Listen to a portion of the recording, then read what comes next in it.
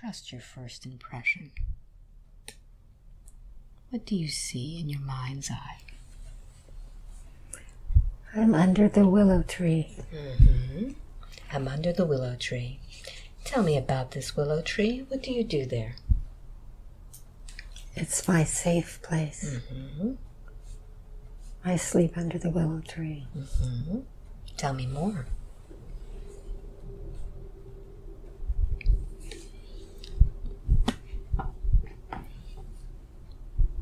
It's where I go to be safe, to be alone. So what brings you to the willow tree today? What information is at this willow tree? This willow tree knows my origins. What are these origins? Where are you from?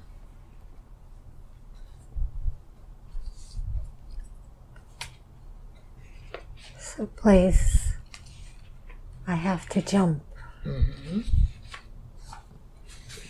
Each time I jump higher. Do you have a body when you jump?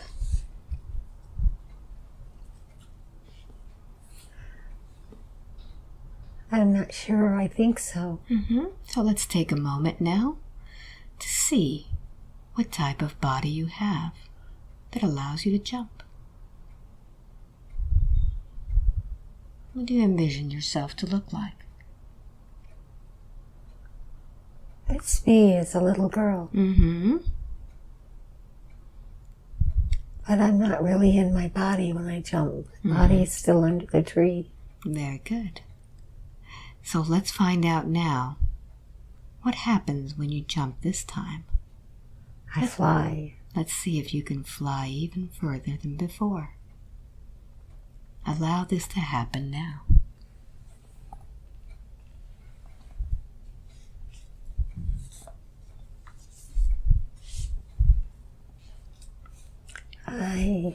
I'm afraid to leave the safety of the willow tree. Let's ask the willow tree if it would allow it to help you with this jump.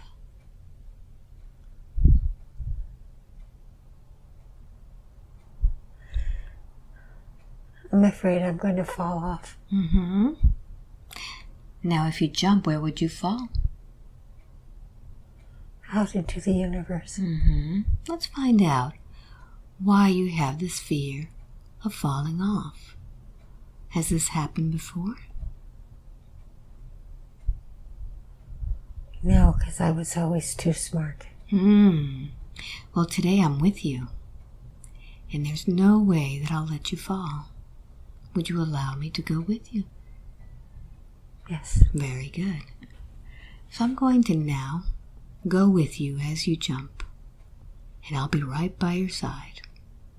So go ahead and tell me what we need to do to jump into the universe.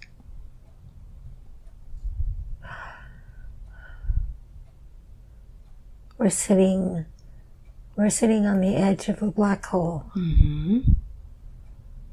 I can feel my feet dangling into it.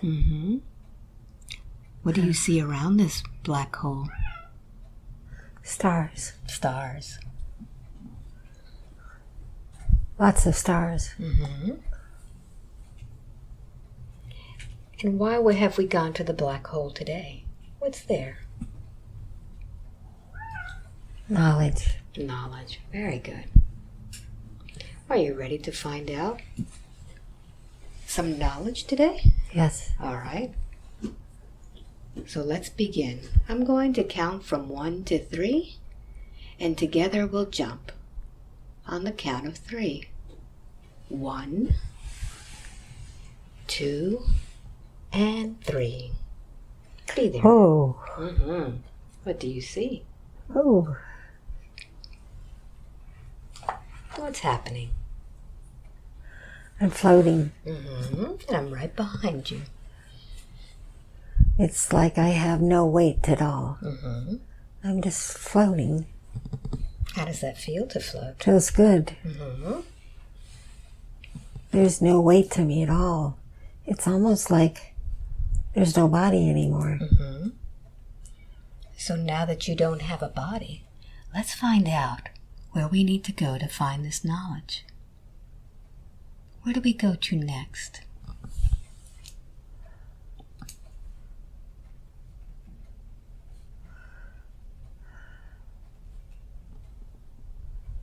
It's like a garden. Mm-hmm. Describe this garden for me. There's lots of sunshine, but it's not sun, but it looks like sun. It looks light. It's brighter than sun, but it doesn't hurt me. Just lots of light, beautiful flowers and grass and paths. And there's lots of other people here. But what do they look like? Some are very, very tall. Some are very small. They're wearing white gowns. But it doesn't look like they really have a body.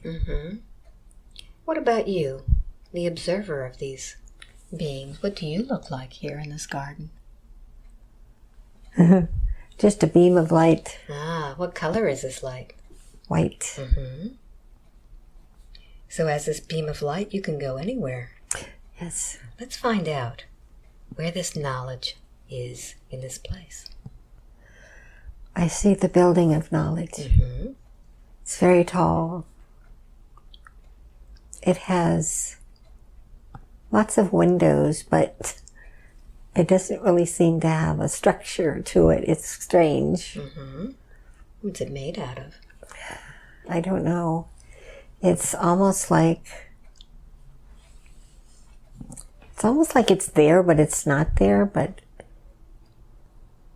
it's like almost like a skull or something. But it's the way it's made is strange. What color is it? It's almost like it moves. It moves. Yeah, it's like it's flexible. It's not made of steel and iron the way our buildings are made now. And what color is this structure? Does it have one? It's white too. It's a soft white color though, Nice. to define it against the light. So how do you get inside of this building of knowledge? Easy. You just fly in. So let's see. There's no windows or doors. Let's see where you go.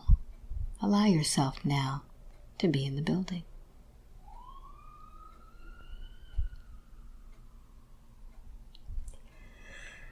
I'm looking for an elevator, but there doesn't seem to be one because I want to go upstairs.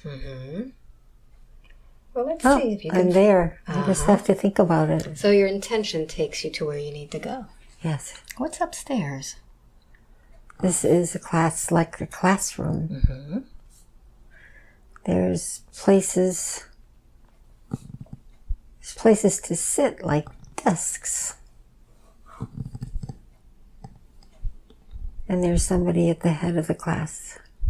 Let's find out who that is.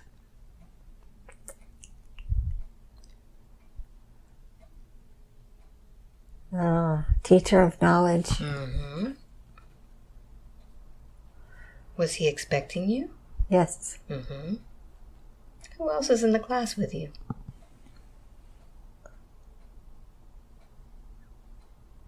Just me. All right, so let's find out what the lesson is today.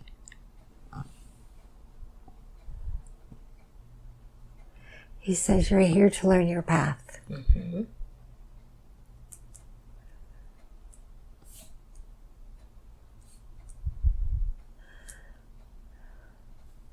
What else does he say? We're here to remind you of your choices.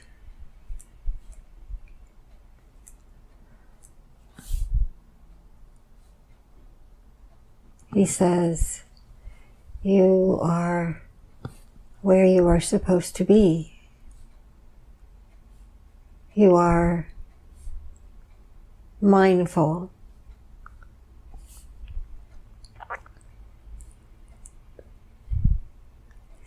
and curious. Mm-hmm.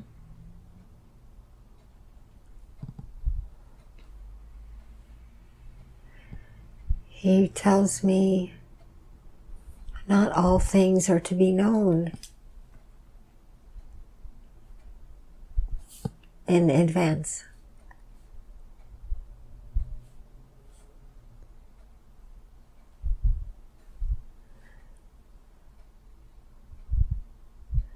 But we can share some things. What are we here to share today?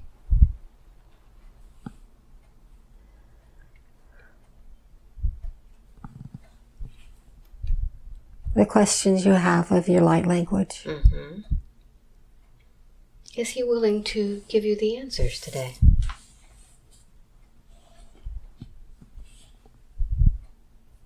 Yes. Very good. Now, the question that she brought here today was one that we haven't seen already, which is about past lives. Are you willing to share information about her past lives?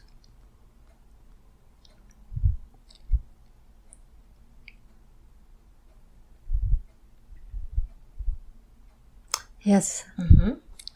So she wanted to know which past lives she's had that most relate to her current life and her use of the light language. Can you show her a picture in her mind of this life? Yes. Mm-hmm.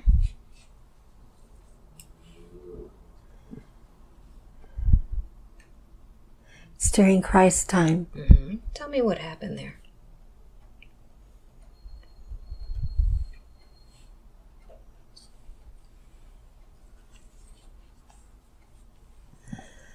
It's very dusty. Mm-hmm.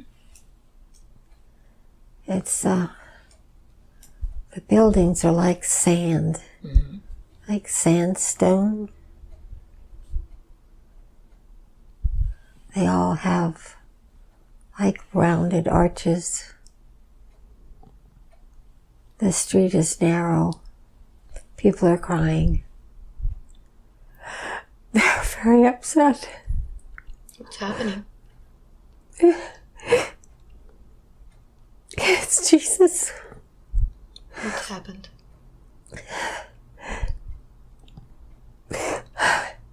He's being beaten. Everybody's upset. What are you doing there? I'm with his mom. What is your name there?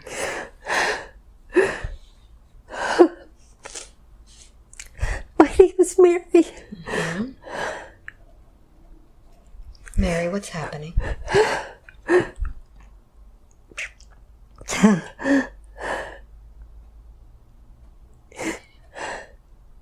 They're going to crucify my son.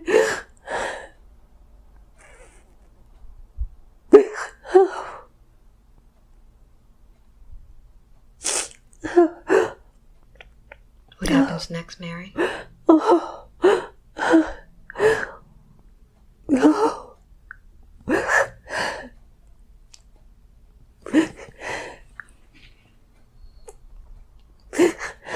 They didn't tell me. Who didn't tell you, Mary? God didn't tell me. God didn't tell me he would have to die this way. Does God tell you everything, Mary? I thought so. Mm-hmm. How does God communicate with you, Mary? He talks to me. Mm-hmm.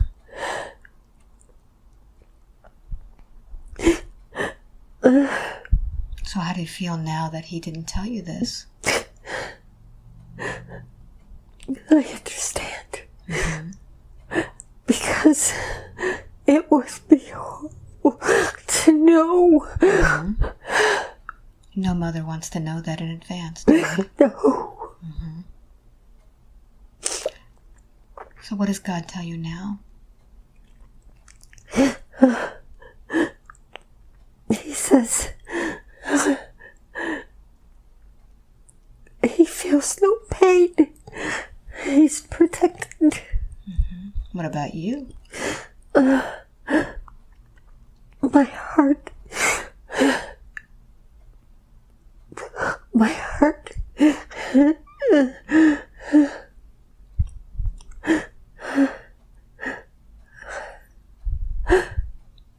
What happens next? He tells me he's not going to die. Mm-hmm. He's not going to die. He's coming back. Mm-hmm. How does that make you feel?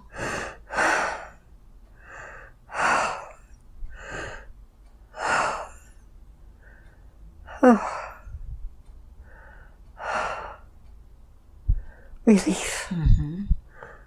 Relief. How does God tell you this? I hear him. Mm-hmm. What else does he tell you? He wants me to know that my son's soul was created for this. His soul was created for this. Yes. Mm-hmm. That it was a path he chose. It doesn't make it any easier for you. No. But he's gonna live. God tells me that he will live forever. Mm-hmm. In the hearts of man, far beyond anyone's understanding at this time. What is your role in this, Mary? How is it that God chose you to be his mother, to endure this? I was favored. Mm. I chose love. I lived a life of love. And purity. And honesty. But it was not an immaculate conception. Mm. Tell me more.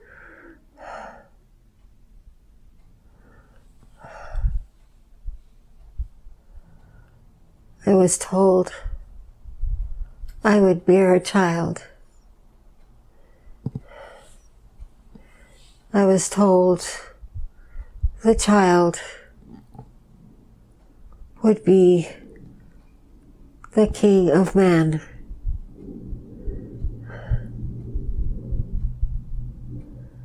I was told that Joseph would be the child's father, but he would not play a role as a father does. Did you understand this, Mary? No. Do you understand it now? Yes. Tell me about what role he played. He planted the seed. Mm. And he fathered him. He fathered all my children. How many children do you have, Mary? 5. Mm.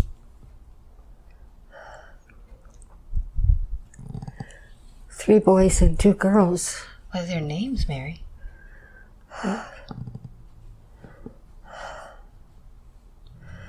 Joshua and James, Anna,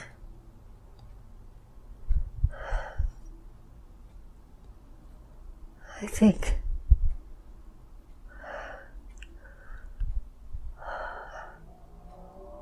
I think 2 of them have passed. Mm-hmm.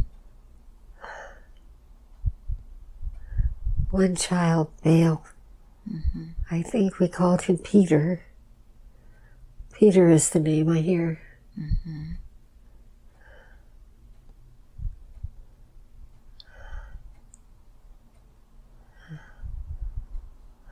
I hear Madeline. That doesn't seem right. Mm-hmm.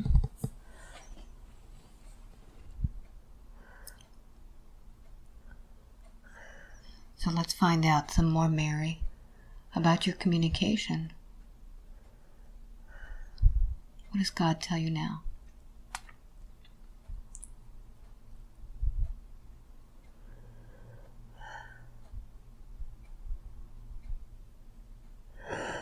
Just like Jesus, I will be born over and over and over again. Mm-hmm. That we all have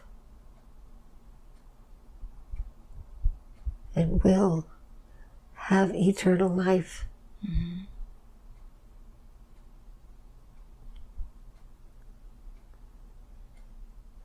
Eternal life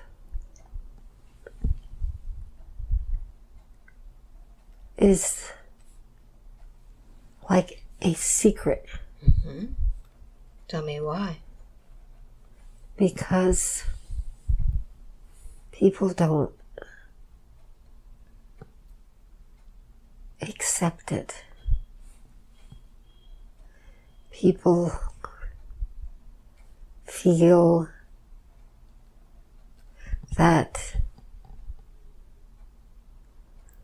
a body dies, that the soul goes with it. Mm-hmm. But it doesn't. So, Mary, I'd like for you now to close that scene and let's go to the last day of your lifetime.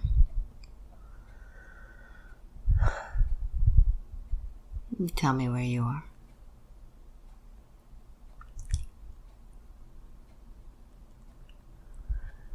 I'm in bed. Mm-hmm. Who's with you there? James. Mm-hmm. Tell me what's happening.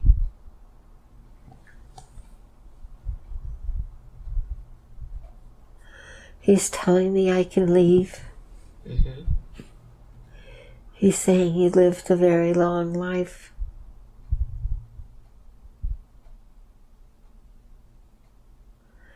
He's honoring me. Mm-hmm.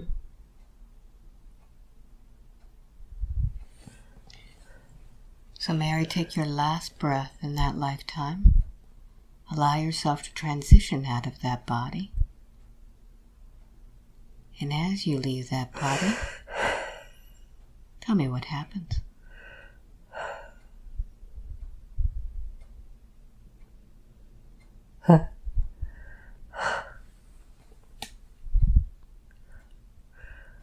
I'm truly home now. Mm-hmm. Who's there with you?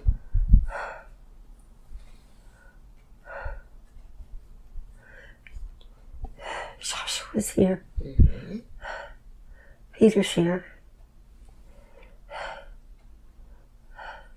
Margaret. Mm-hmm. God. God's source. Oh my. It's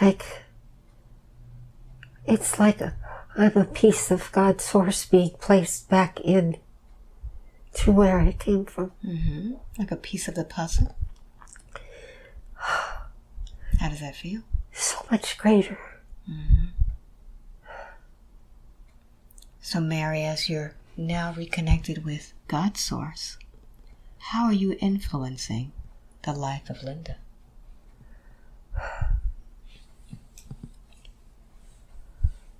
Her work. How do you influence her work?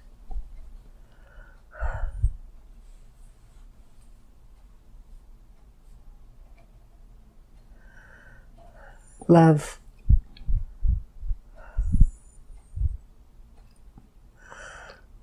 Love. Linda loves like I loved. Mm-hmm.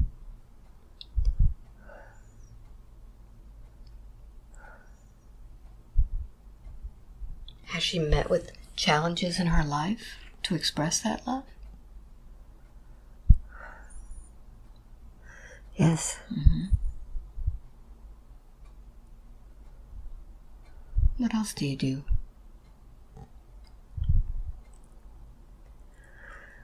I guide her on her path. What is her path right now?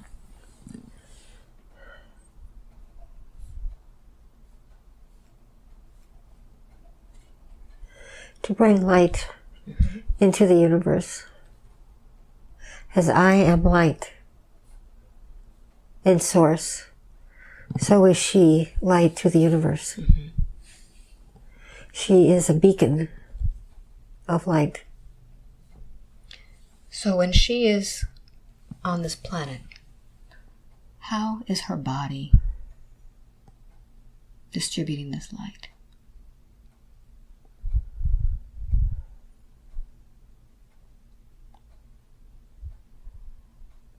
She is a golden light for all to see. They seek her out. Spirits can find her very easily. What happens when the spirit finds her golden light?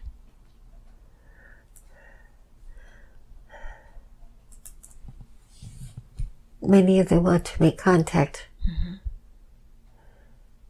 They also want to help in the ascension of Mother Earth. How are they helping? With their light. So she's a gatherer of light also? Yes.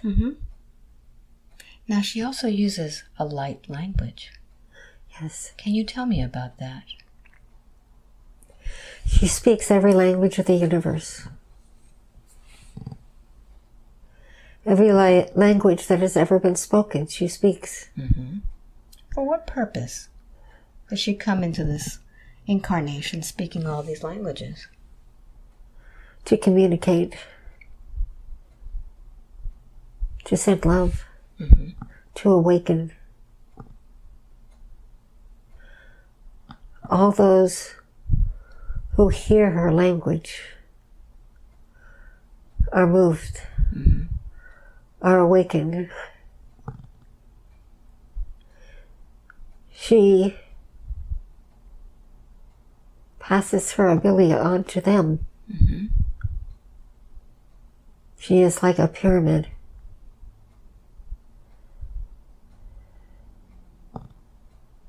That spreads out throughout the universe. Now, this use of this light language, is it associated also with the return of the Christ consciousness?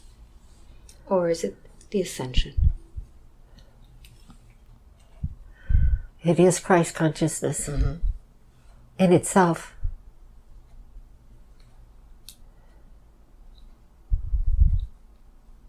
Tell me more about this.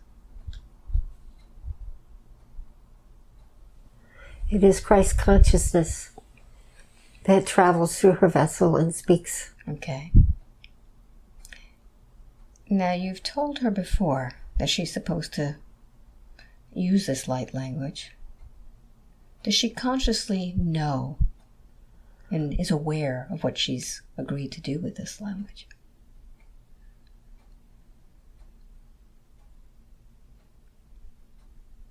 Yes. So, did she agree before she was born to do this, or is this because she carries an aspect of you? Both. Both. What was the agreement exactly? That she would be a beacon, she would be a light. That through her light language abilities, she sends energy out into the universe. Once spoken, never returns. Continues to work. Whether she speaks her light language for herself or others, the power is still the same. What is this light language encoded in? What does it have?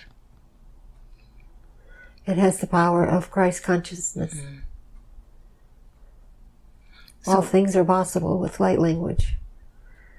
So when she's using this light language, can she heal? Yes. How does she do that? She doesn't quite understand that yet. That's to be revealed. Okay, not yet. Not yet. And is there a way that she can strengthen the impact of this light language? Or does she just transmit it?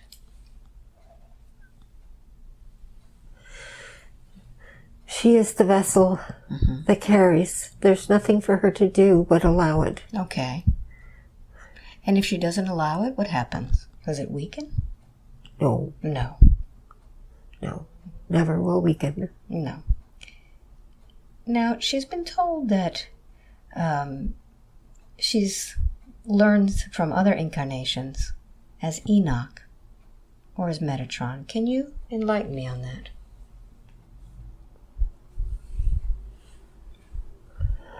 She has aspects of all. Okay.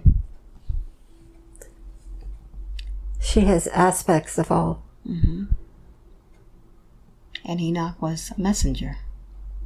Yes. So is she being a messenger now? Yes.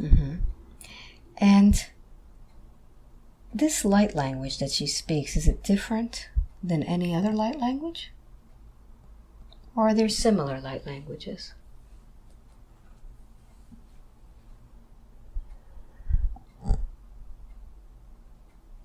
For example, is there a universal light language that she is projecting out?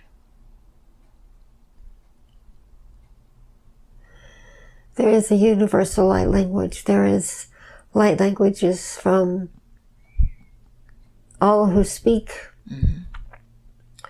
Hers, however, is Christ consciousness. Okay. Christ consciousness is what heals the world.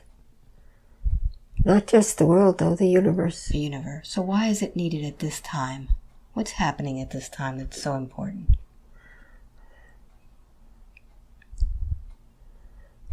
The awakening. Can you explain what this awakening is?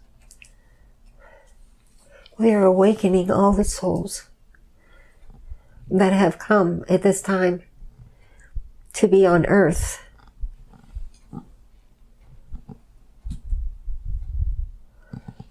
The consciousness, Christ consciousness, is being spread throughout the world, in all corners of the world. As the light language begins to be spoken throughout the world, it raises the vibration.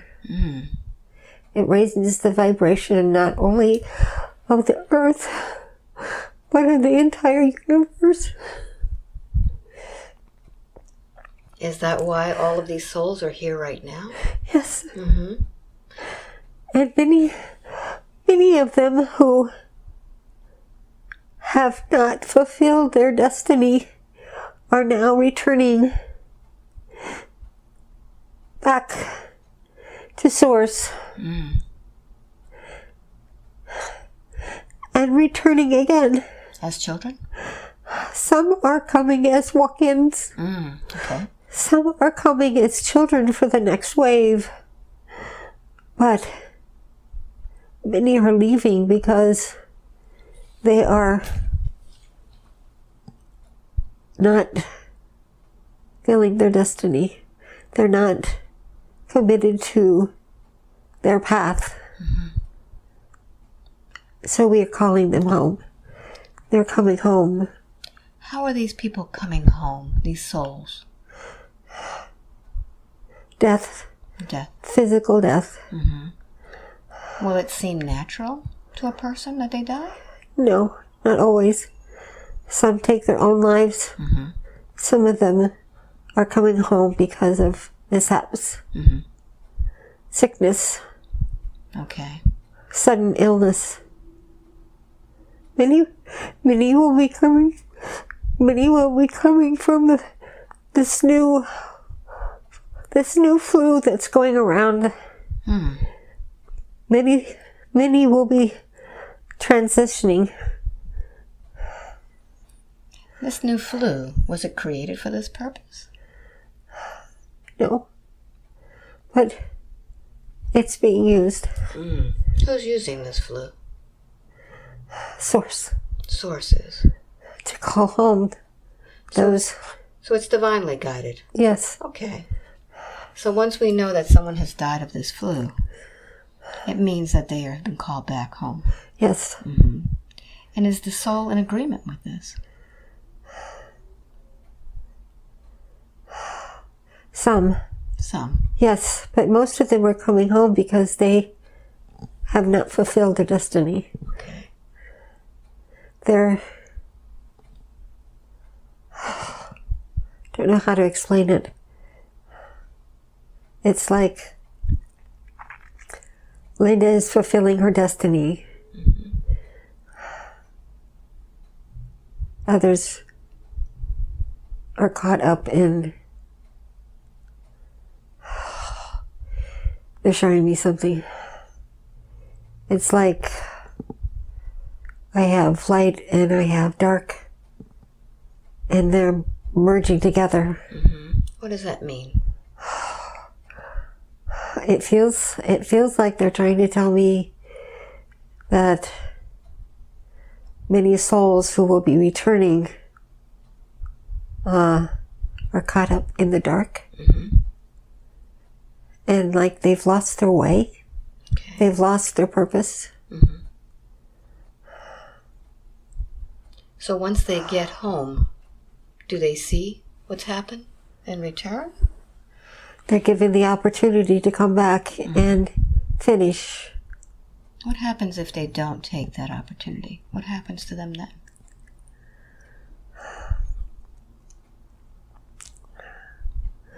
We won't really know until they come back. Because while they're here, they see. But why they were here before, they could see. What are they seeing? Before they came, they saw, they planned their path, their destiny. I see. When they are here, those that are here now, who have not fulfilling that path and destiny, will go back. They will see that they were not. But because they always come back with free will, they can decide to help or not. We hope they will. Now, many on Earth right now are wanting to go home. They don't want to come back. What do you tell them? That's so cute. It's cute because when we're living our life here on Earth now, we are experiencing those things we created for our path. Many of those things are distasteful things, painful things, with the human emotions and abilities to feel good, bad, and different. But when they go home, it just is. They view this life so differently when they go home. They understand that and are eager to return to learn more. So nobody forces them back? No, it's their choice. Always their choice. And they don't have to come back to Earth. They can stay, or they can go to other universes. But when they have been here and go back to Source, most are very eager to come back. When you're on Earth, are there helpers from the divine plane that help us? Yes. Can you tell me about that?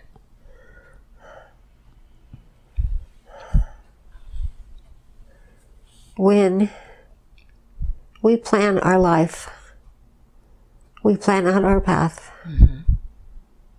There are helpers all along that path. Many of you call them guides. Some people are in touch. Some people are not. Intuition is your guide. Everybody has intuition, but many don't recognize it as divine. But it is divine, and it is your guide. It's much of what you call higher self. How do you tell the difference between your ego and your higher self?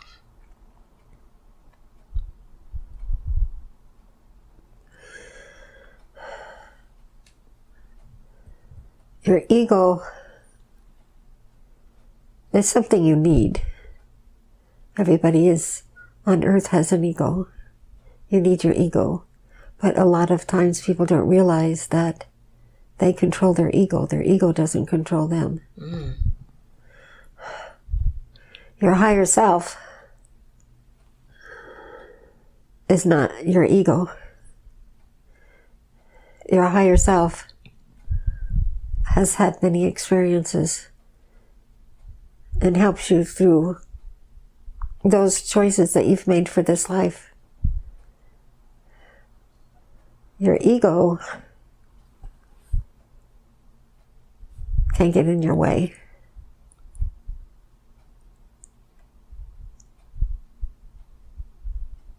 Some people's egos are much greater than others. Does that hinder them in their progress? It can.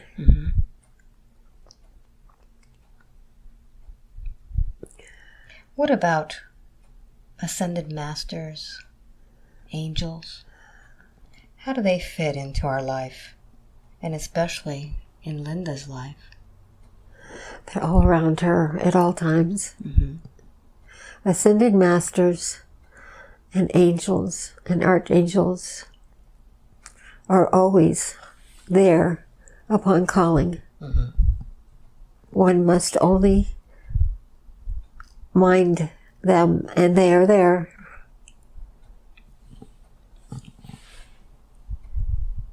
If you have questions, they are there to answer. The angels surround Linda. They're always with her in all that she does. And they help with her ego as well.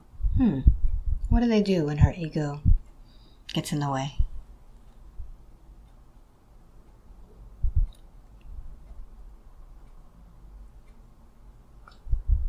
They remind her that there is no control in life other than oneself.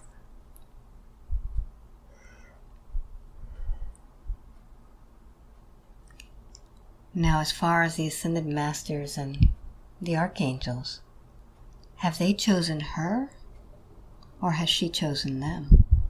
How is it working that she's channeling them? It was an agreement. When was this agreement? Agreement was for her work. There are many that do her work on earth at this time. She's not alone. We channel through them to impact those who we bring to them, for they too are workers. So she shares the responsibility? Yes. This is too large a planet for only one worker bee. So is this one that she speaks any different than theirs? Or are they also projecting the same beacon of light? They're each individual beacons. But they are yet the same. Okay. Now, you've already told her that the power that this light language has affects not only this world, but beyond. What connection does she have with the galactic life? Does this project out into other galaxies? Yes. Mm-hmm. There are many species who are working with awakening us on Earth. How do they do that?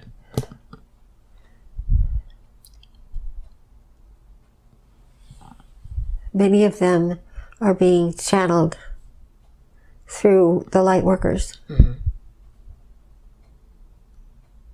And what is their message?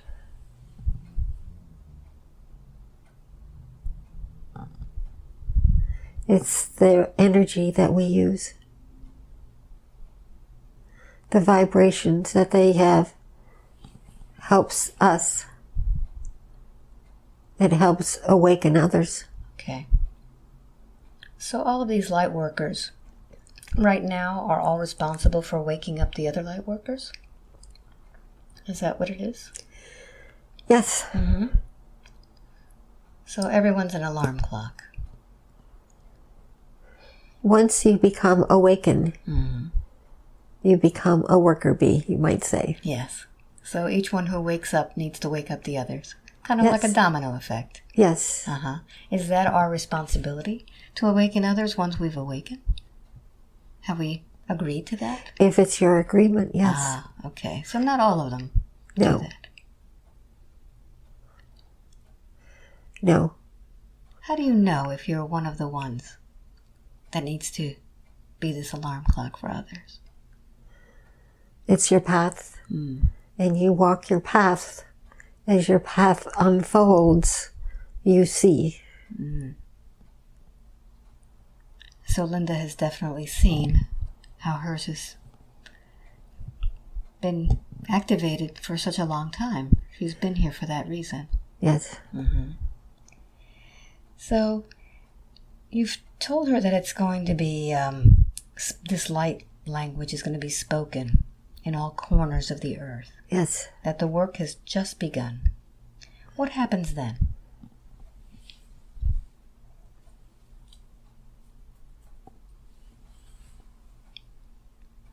What happens after this light language is spoken? What needs to be done? It's going to take many Earth years for it to flow. But once it is completed is when we have what the book of Revelation says.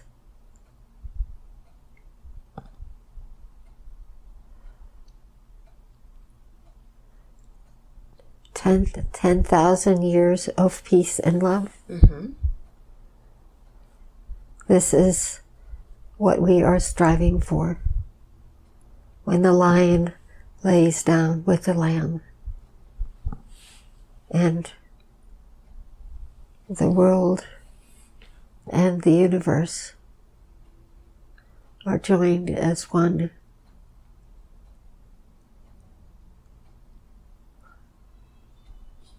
When will this happen? Is there a time frame? Yes.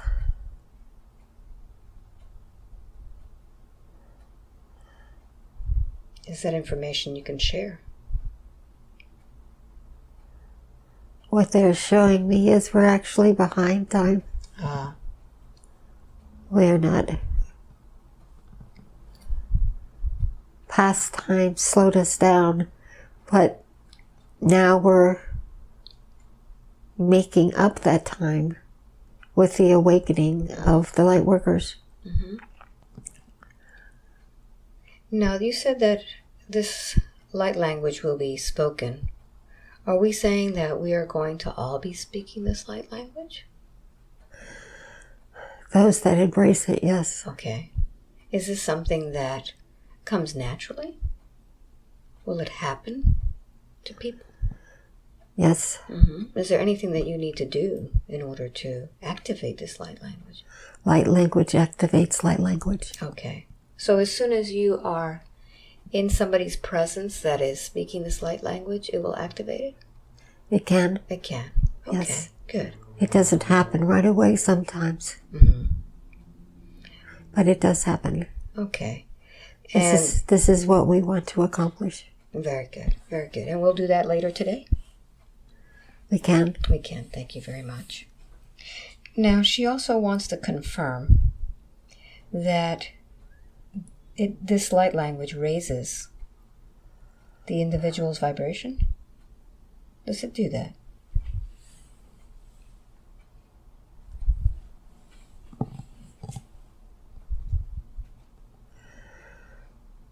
Yes. But it's a process. It is. Like her awakening and your awakening. Yes, it took long. It's a process. Okay. So it's not automatic. It's not something that's triggered overnight. It's step by It step. can be. Okay. If the person is ready. Okay, good. What about expansion of consciousness? Will this light language expand your consciousness?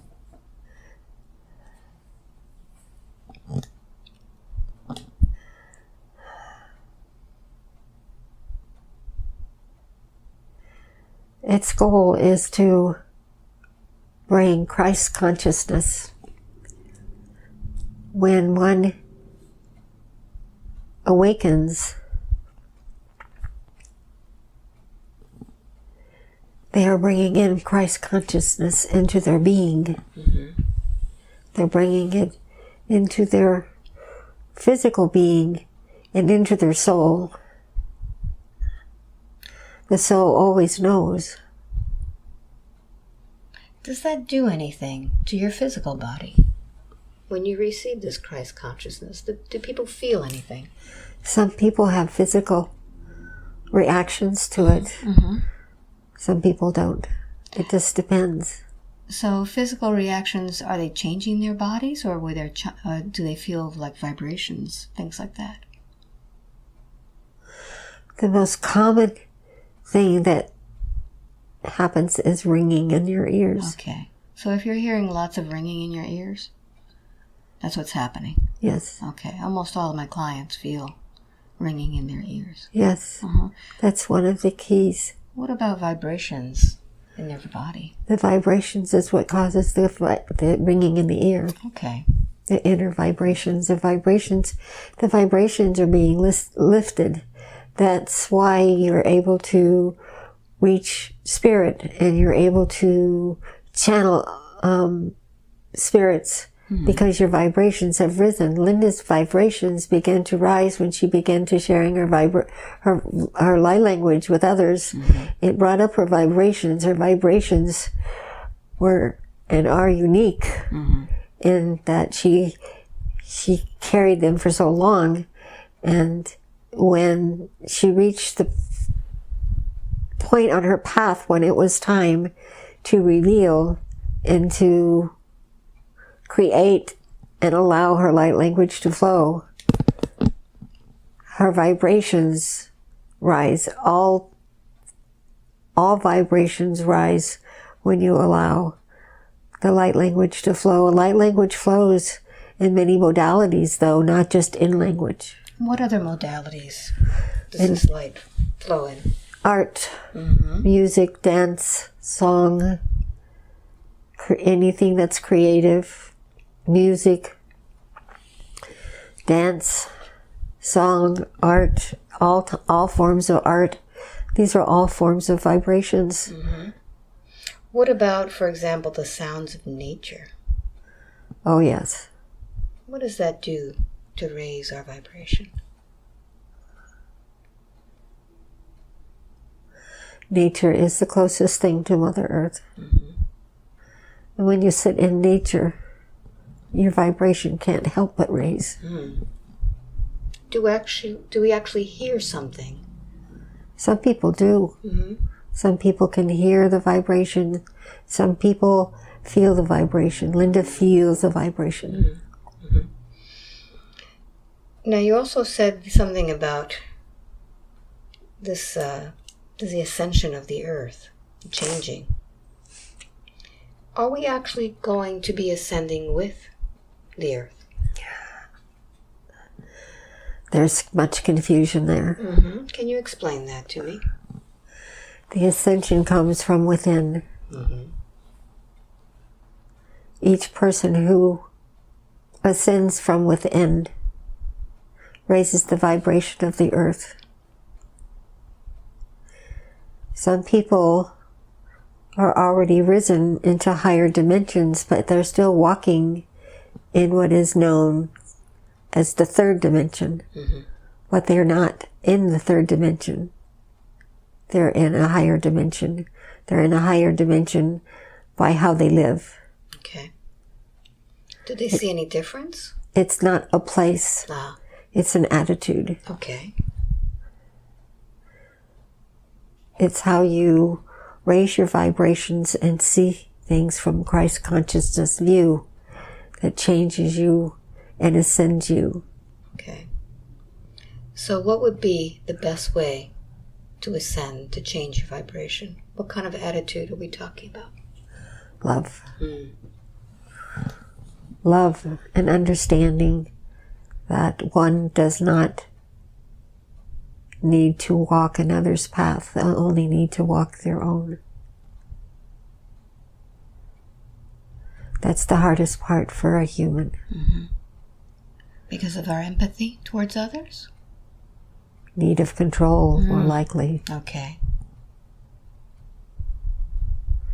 Which is part of the ego. Yes. So when we're trying to control our spouse, our job, our children, Yes. that's when it gets in the way. Yes. So it's much easier for someone to be sitting in a forest to ascend Yes. than to be working in a cubicle with... But that's not true either. Mm-hmm. It's all state of mind. Okay. So we need to work from within. Is that why they always say to meditate? Yes. Mm-hmm. That is your best friend, meditation. Mm-hmm. Now, can this light language be used to facilitate healing? Yes. In what way? The vibration. Set intention. Mm-hmm. Linda sets intention for her light language. If someone needs healing, they just need to tell her, and she sets her intentions for healing, soothing, many different modalities. Mm-hmm. Has she done this healing in other lives? Yes. Mm-hmm. You only showed her the life of Mary. Are there any other lives in which she's used this light language that are affecting her?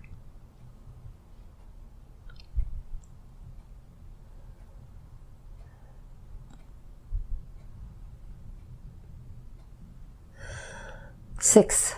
6 of them. Her last 6 lives Mm-hmm. has been preparing her for now. Were they difficult lives? Challenging lives? Yes. Mm-hmm. So can you tell her a little bit about it without her needing to go deep into it?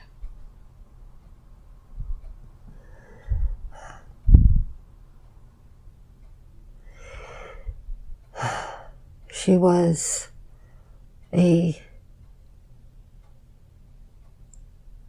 victim of the Salem witch hunts. Mm.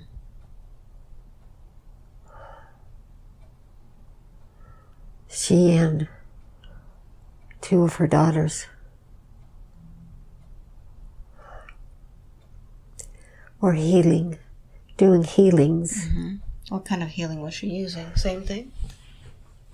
Crystals. Okay. What happened? Crystal healings. We were in looks like a cave or something like that. It's very dark, like we're hidden. There's torches that are lit for light. There's somebody laying on the ground. My daughters are with me. They're like teenagers. Mm-hmm. I'm teaching them. We have crystals, and we're praying. I'm speaking light language over the body. It's a man. It looks like he's been brutally beaten. It's not a sickness. What do the crystals do? Energy. Mm-hmm. We want them to disperse energy for healing, to heal his body. What happens next?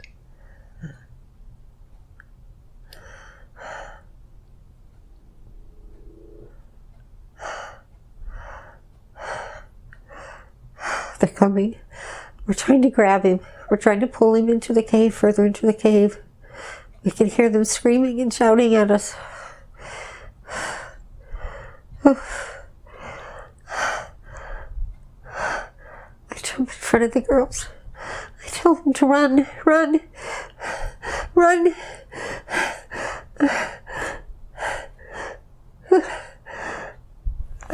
You can now watch it as an observer. Set yourself aside from that body and watch it from beyond. What do you see? They're grabbing me by the hair. Mm-hmm. They're dragging me. Just watch it, be an observer. Stay out of your body.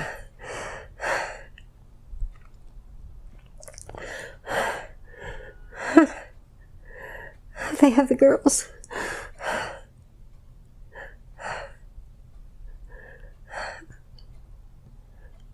There's other people. They're gathering other ones, other workers. Mm-hmm. Do these work with you? They do the same thing. They're trying to help people. They're trying to help them. They're trying to heal them. They're calling us witch doctors.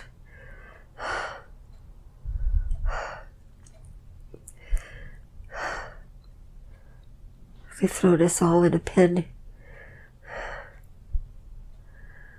There's 12 of us.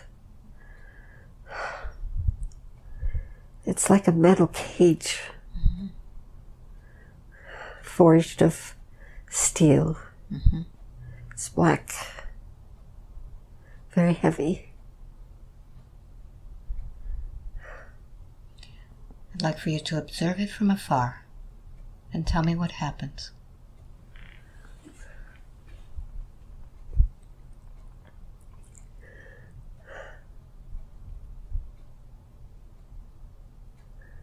They've just left us there. There's people watching us, throwing things at us. The townspeople. Are you indoors or outdoors? Outdoors. Mm-hmm. They're yelling at us, calling us names, telling us we're going to burn in hell.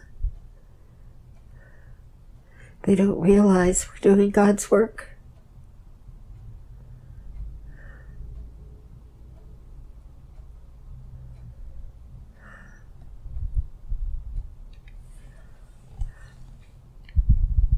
Let's go to the last moment of your life in that lifetime. Close the scene and let's go to the last moment.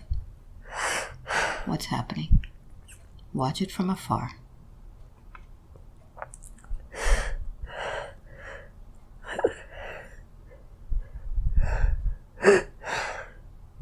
What's happening? They have us tied. We're tied to a stake. 6 of us. My 2 daughters.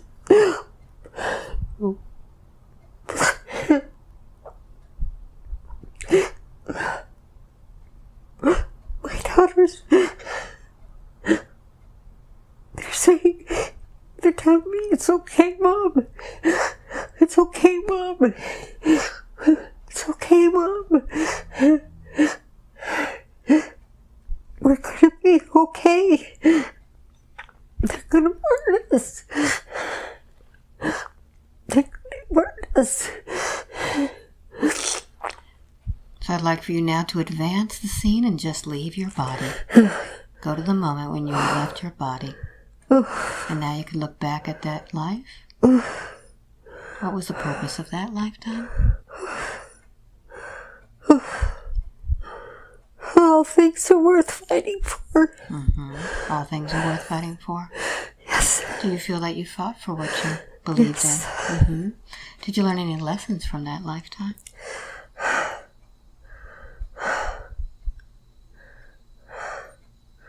I learned that I was powerful. Did you make any promises or vows? No. No.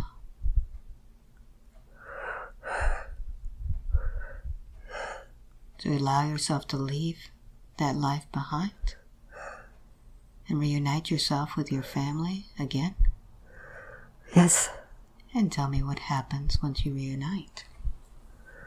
Huh. What do they tell you? They're all hugging me.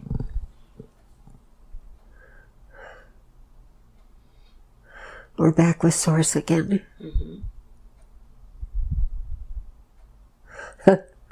My daughters tell me they'll travel anywhere, anytime with me. So let's find out. These daughters, are they in the lifetime now, Linda?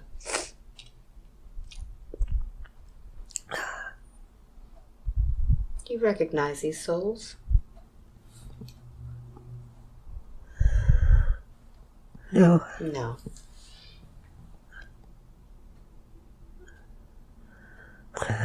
So now let's find out the next lifetime that impacted Linda. Would you show her that lifetime? We need to take a break. All right, so I'm going to now tap Linda's shoulder. She'll be able to open her eyes. She'll remain in a deep trance, and when she comes back, we'll go even deeper, go to the next lifetime. Eyes open. Wow. You did great. You are reunited with your family, with Source.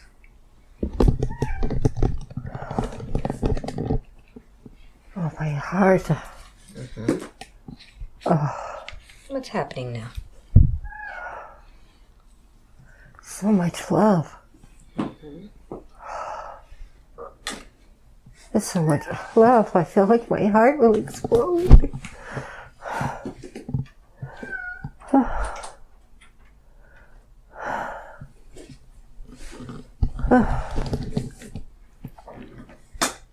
Are they telling you anything?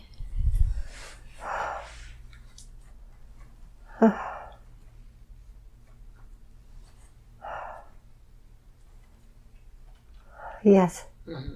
What do they tell you?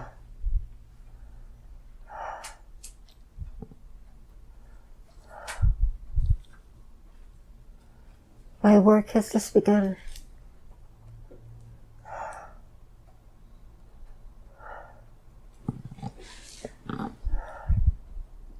I did well. Why did you choose such a challenging growth opportunity? That's how she flies.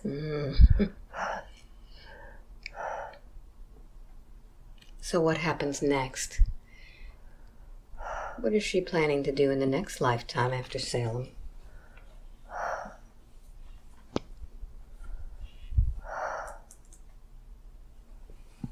I'm in Wales.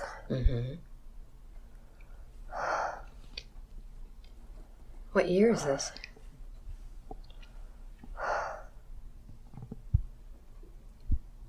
I don't know. What's happening there? I don't know if this was before or after Salem. I keep hearing 14. This is the 1400s? Yes, I keep hearing 14. Oh, I'm a young girl. Tell me more. Where are you? I'm not happy. What's happening?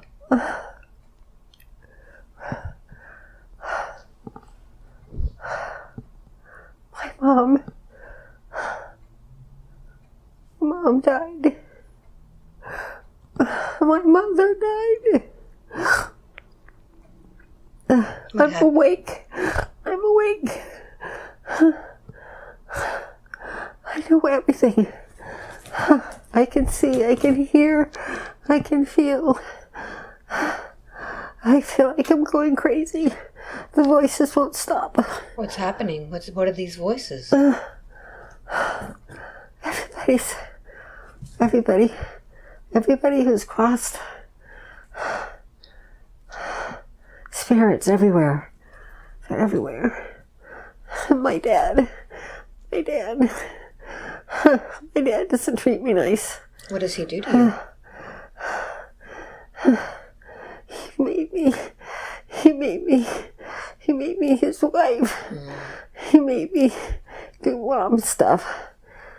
I can't do this. How old are you? I'm 15.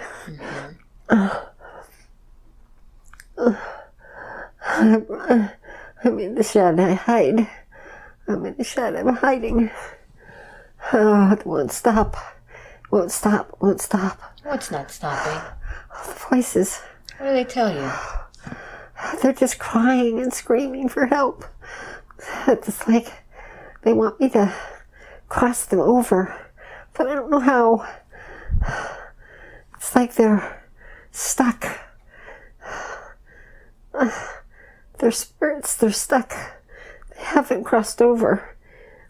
And they want your help? They want me to help them, but I don't know how. I don't know how. They don't want to hurt me. They want me to help them. And they're screaming at me to help them. What do you do? I'm asking my mom to help.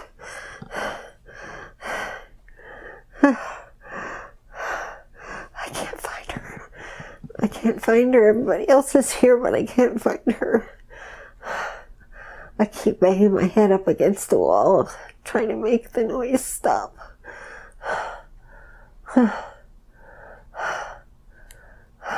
So let's close that scene and let's go to the next important scene of that lifetime. Let's go to the next important scene. What happens?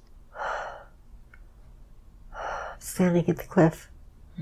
I know my relief is at the bottom of the cliff. I'm going to jump. How old are you there? I'm still 15. What happens? I know that there's peace. I'm not afraid. I'm not afraid.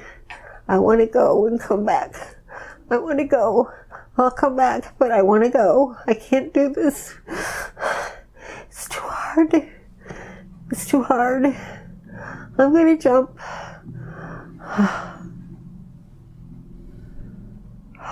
Allow yourself to leave that body and tell me what happens. I can feel myself floating.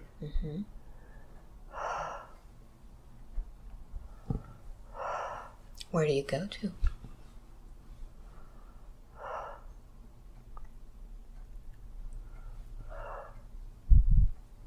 My mother's waiting for me. What does she tell you? She tells me it's okay. It's okay. She says it's okay.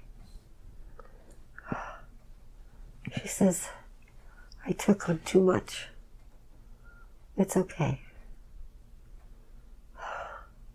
So we'll go with your mother and reunite with your family. And let's find out a little bit about why you took on this challenge.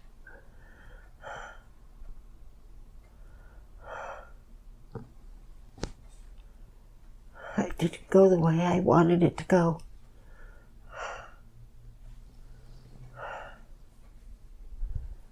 Somebody else's free will got in my way. Who was that?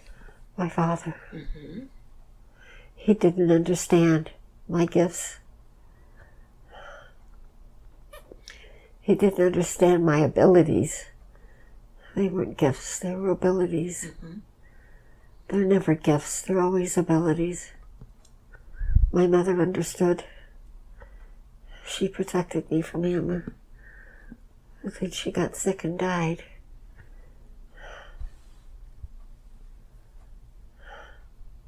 She tells me she got sick and died so I could get out of that life.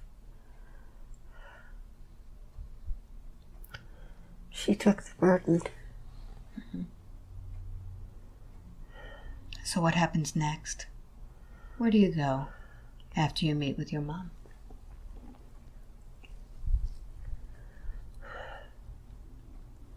We're going to a temple somewhere. What is this temple?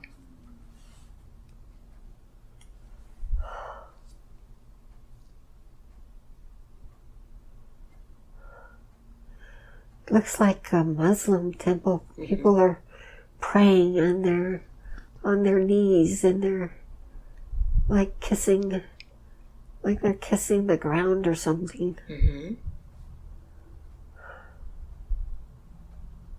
Where is this temple? It's in heaven.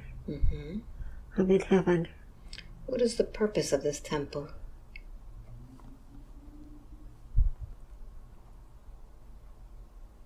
What do you do there? My mom's showing me this. I think it's for my next life.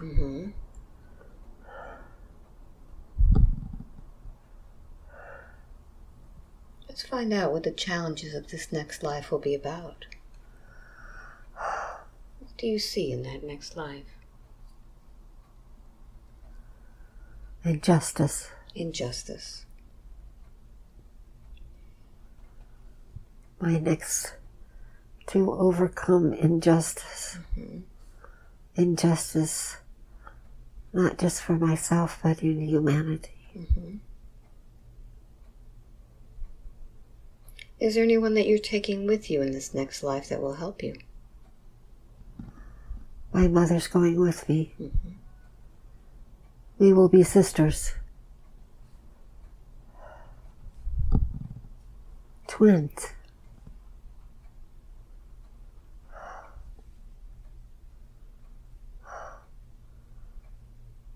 This is no place to be a woman. Much injustice. So allow yourself to acclimate yourself now into that lifetime.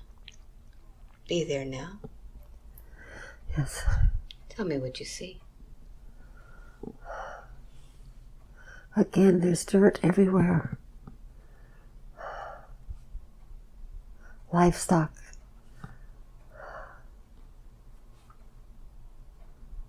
But they ride it, they don't eat it.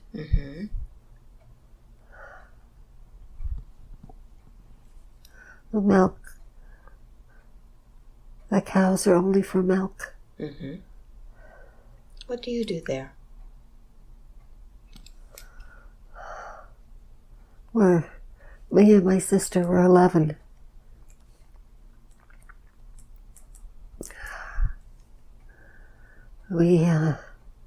We have to wait on our brothers. We're like slaves. We work and work and work. Our reward is food. They keep telling us that they will have to sell us someday. The boys are more important than the girls.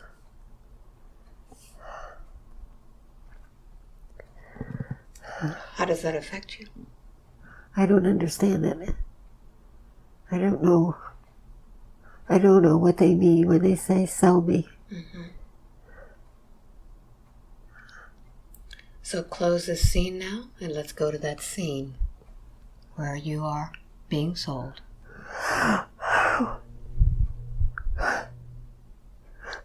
Oh, they're taking my sister away. They're splitting us up. Where are you? In the market.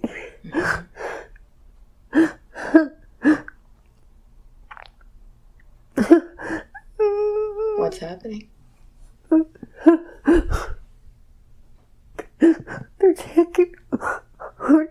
They're taking our robes off. They're making us stand unclothed.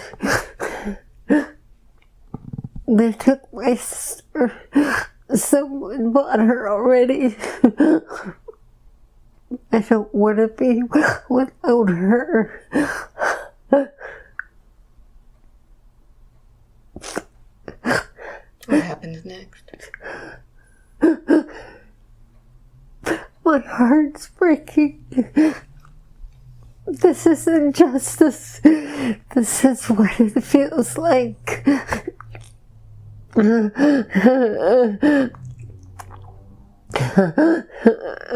They're fighting over me. Who's fighting over you? The men, they're fighting over me. What do they do? They're physically fighting one another. Because they both want me.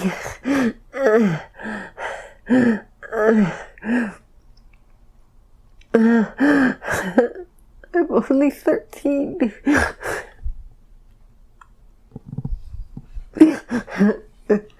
Allow yourself to fast forward through that scene and let's see what happens.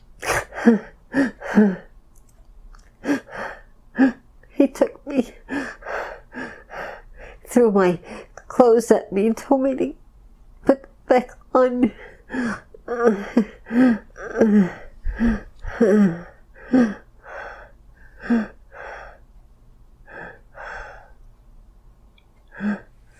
What happens after you put your clothes back on? He grabs me by my wrist. He's pulling me along. I'm trying not to go. I don't want to go. Where does he take you? Going down the street. Again, everything's dirty. My feet are bare and they hurt on the ground.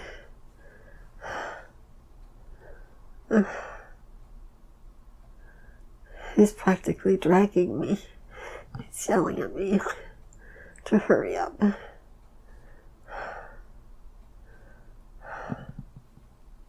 I see a wooden door. The handle is right in the middle of the door. It has a big ring on it. He has to turn that to open the door. The door squeaks. But the floor feels so much better under my feet. It's dirt, but it's soft dirt. Mm-hmm. There's a fire going. There's other women there. They're all looking at me. Their eyes are sad. They're looking in my eyes. It's like they're talking to me with their eyes. What do they say to you? They're sorry. They have sorrow in their eyes.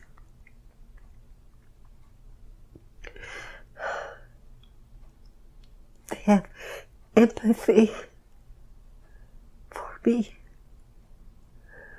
I would think they'd be angry at me, but they're not. I know what's going to happen.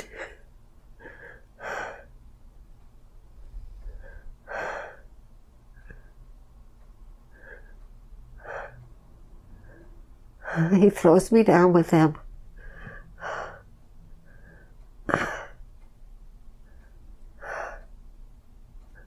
The older woman puts her arms around me. She shushes me like a mother would. It's going to be okay, she says. You're going to be okay. He will take good care of you.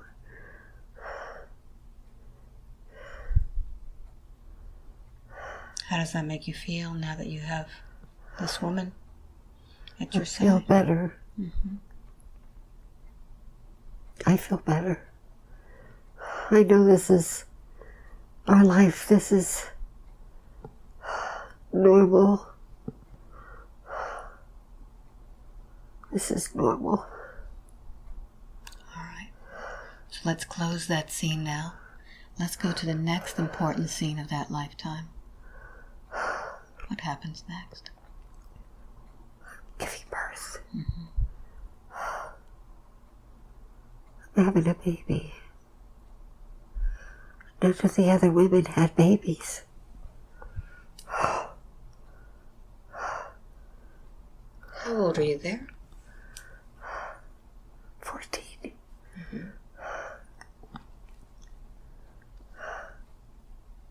The older woman tells me I did a good job.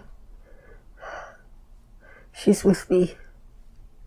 Oh, it hurts. You can observe it from above you. You don't have to be in the body. Watch it from beyond.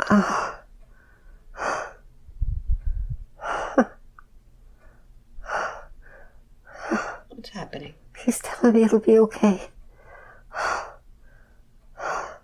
She says she hopes it's a boy. We need a boy child. We need a boy child. She keeps saying, bring us a boy child.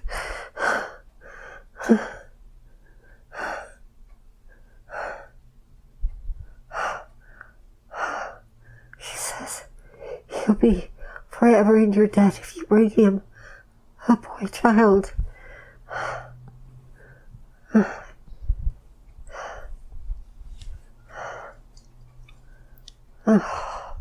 What happens next? I give him a child. It's a boy. How does that feel? I'm tired. I'm just glad it's over. I have no feeling for the child at all. I want him to take it away. Let's see what happens with the child. Leave that scene now. Close it down. And now let's see what happens with that child.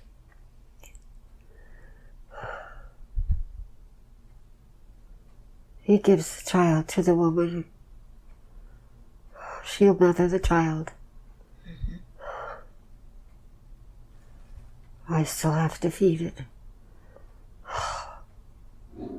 She tells me I have to feed the baby. She tells me I'm the only one that can feed the baby. How does that make you feel?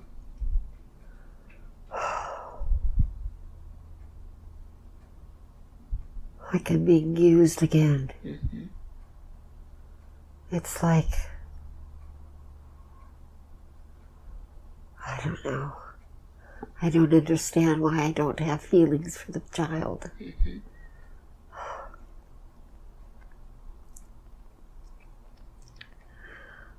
Connect with that child. I'd like for you to see that child.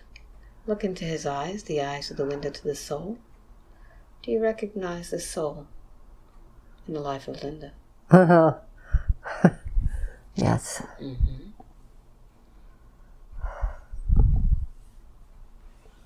It's Linda's mother. Maybe that's why.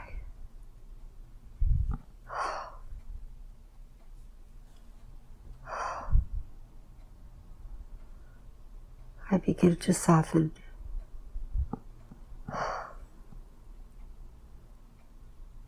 I'm feeding the baby. I'll do what I have to do. I don't have a choice anyway.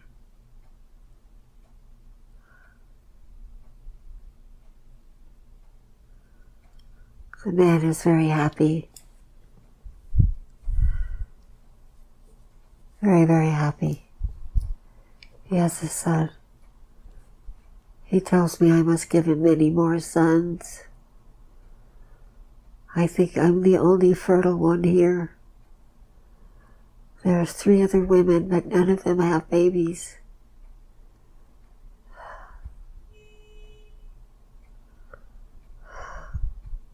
So let's close that scene now. Let's move to the next important scene of that lifetime, where it affects the life of Linda now.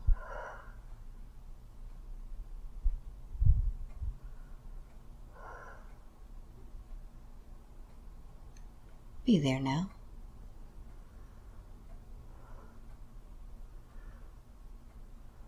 Where are you? I'm Outside it's cold. How old are you there? I'm very old. What are you doing outside?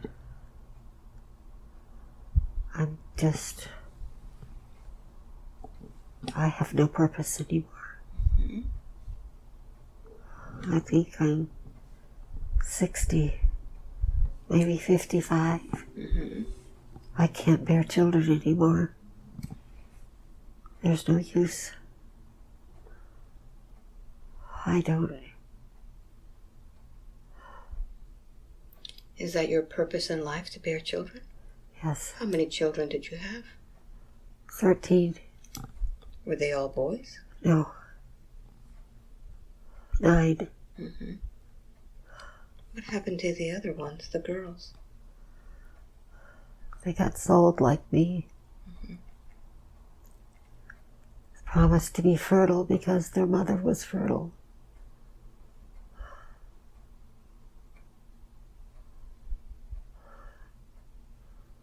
I didn't attach myself to any of them. I feel ashamed.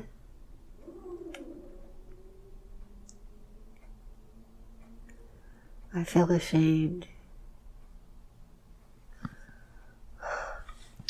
So let's close that scene now. Go to the last scene of that lifetime. Right before your death. Where are you?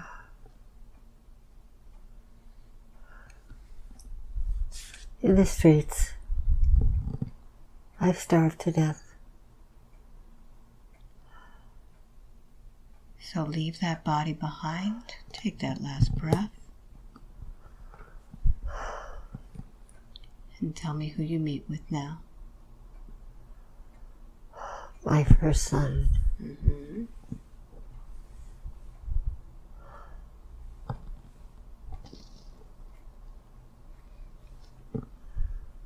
He was killed.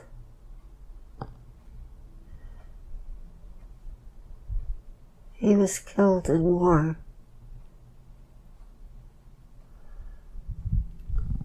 Did you have a bond with him?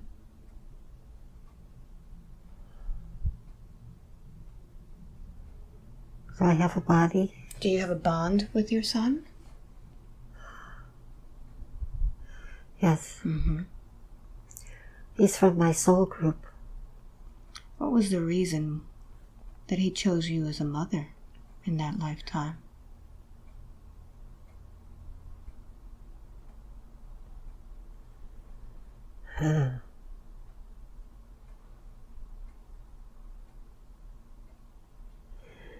He said I was strictly the vessel for which him to come.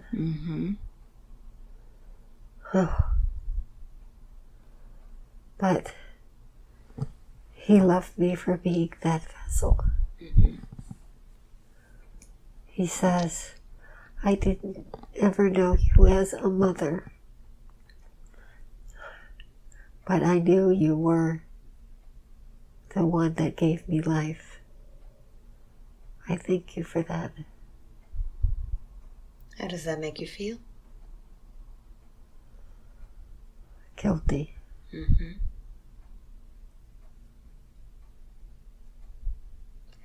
So let's find out what happens when you reach your soul family.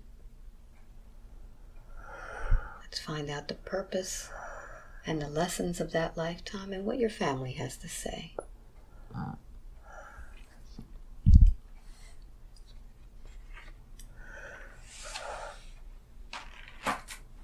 The purpose was injustice. I lived a life of injustice.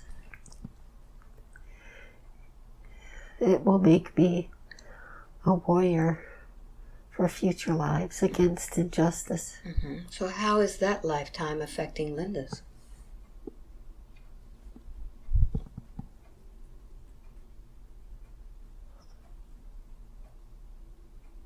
In this life, she understands injustice. She understands now that she doesn't have control over it. Nobody does. That injustice is just as much a path as her life is. Everybody chooses their path. And injustice is a choice that one makes on their path to experience, as I did. So we should not judge injustice? No, we should not. Okay. Very good.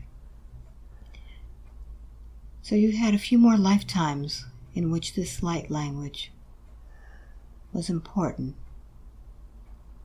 What other lifetimes did you like to show, Linda, today? Are there any others?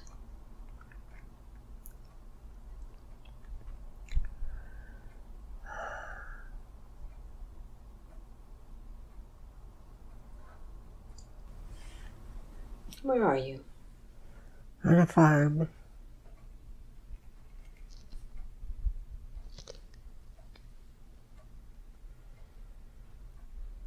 My parents are preachers.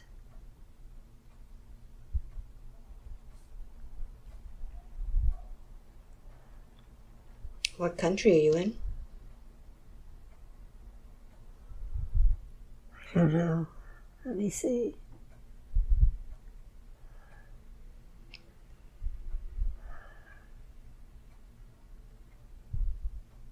I think I'm in the United States. Mm-hmm. What's happening at this time?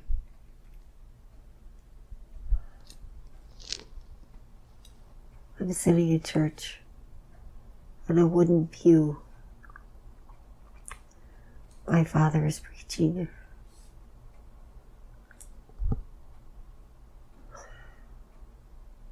My father speaks light language too. Mm-hmm.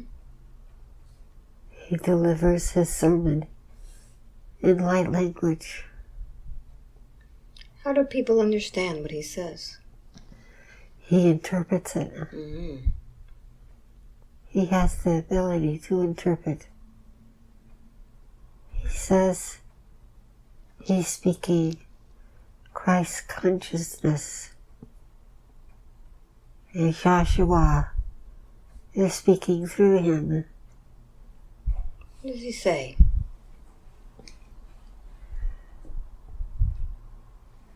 He's teaching eternal life.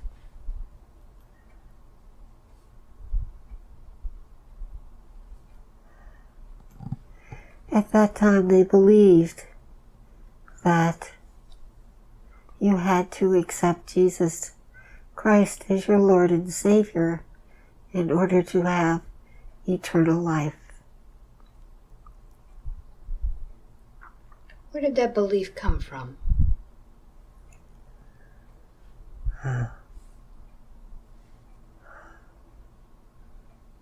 I think it's true.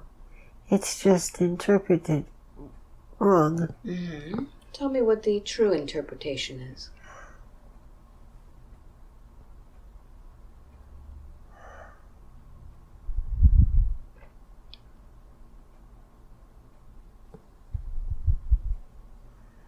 Through Christ our sins were cleansed. But there really is no sin. It just is. The interpretations are wrong. We come here with a purpose to have experiences. Sometimes our soul chooses what we consider darkness to experience light. If there's no knowledge of that which is considered dark, how can you see the light?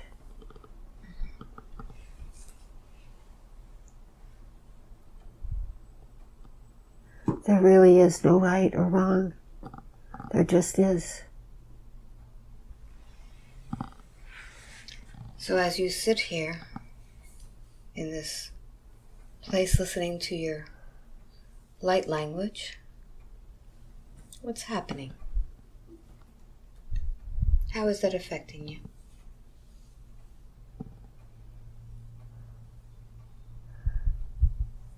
I feel like I'm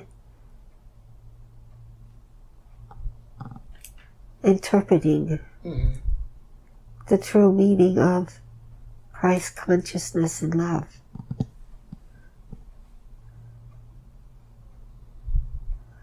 What else do you hear about the Christ consciousness?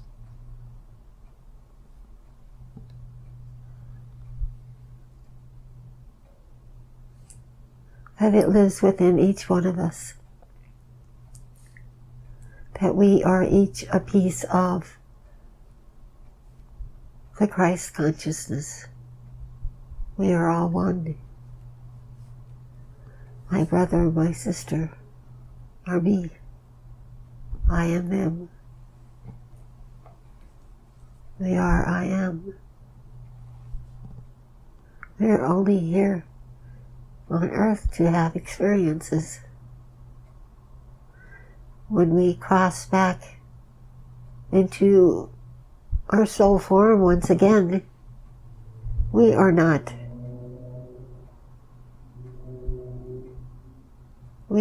disciplined. We are not chastised. We are not punished. We are loved. We are loved for being brave, for wanting to have the experiences to take home.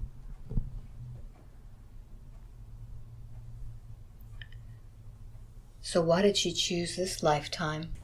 What was the purpose of that lifetime?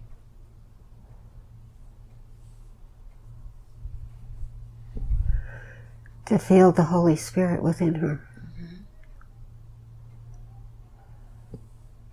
Is that lifetime still affecting her now? Yes. Did she have any other lifetimes after that one? That was a very short life. What happened to her in that life?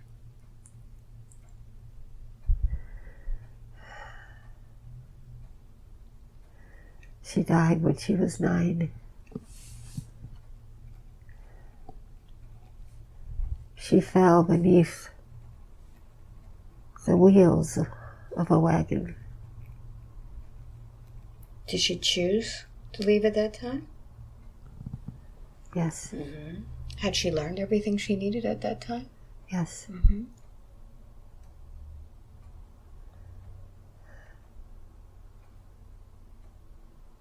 What happened after that lifetime? Was there another one? Or was it this one? She had one more. Tell her about that life. Show her that one.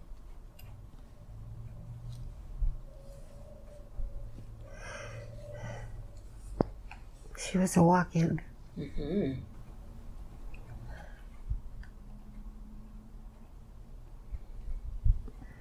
She's a disciple. She walks in.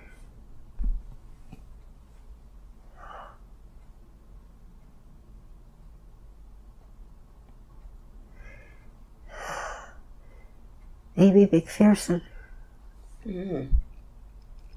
Is that who she is?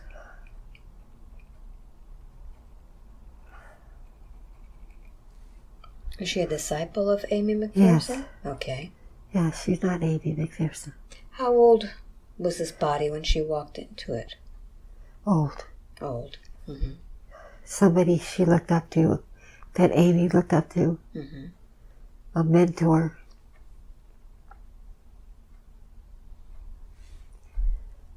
Maybe her father.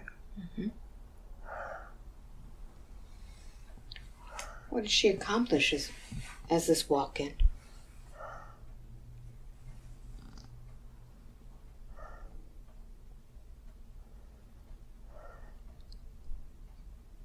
She established the work that Amy would do.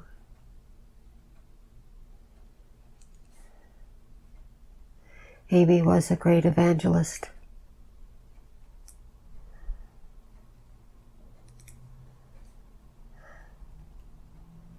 She was instrumental in guiding Amy on her path. Did they know each other? as yes. souls. Mm-hmm. Yes.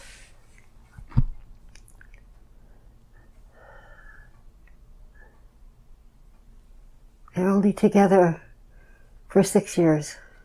And then what happened? He dies. Mm-hmm. He goes home. He's done.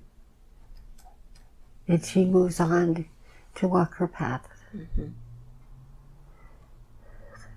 Can you explain to me how a walk-in would come into a body while at the same time they're living a different lifetime? Mutual agreement Mm. between the souls. Do you split up the souls to go into different lives? This soul left. You have an option. This soul wanted to leave. Mm. And so she took its place. Yes. Okay, good. So that lifetime, did she come back now, in this lifetime, to study under this Amy's work? Did she? She was touched by Amy's work. Mm-hmm. So it came full circle? Yes. Mm-hmm. Did Linda know, before she came into this life, that she would be using this life language? Not consciously, but subconsciously, it's been the plan all along. Mm-hmm. Was there a reason why it happened when it did, at 12?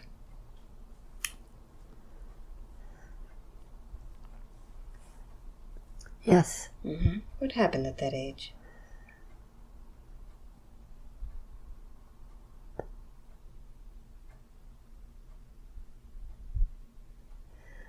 Much was before Linda Mm-hmm. that was going to lead her on the wrong path. So the intervention was made to keep her soul pure. So if she had not done that at 12, her soul would have gone a different direction? Yes. Okay. She would have been lost for many years. Okay. She would have eventually came back, but she would have been lost. Mm-hmm. Would have been wasting some time in learning? I didn't hear you. Would have been taken a longer time to learn what she's learned now? Had she gone the wrong path? She would have had a very difficult life. Mm. Her life was difficult as it was, but it was not as difficult had she not been slain when she was. Mm. Good. I have a question that was given to her about the keys of Enoch. Can you explain what is meant by this phrase?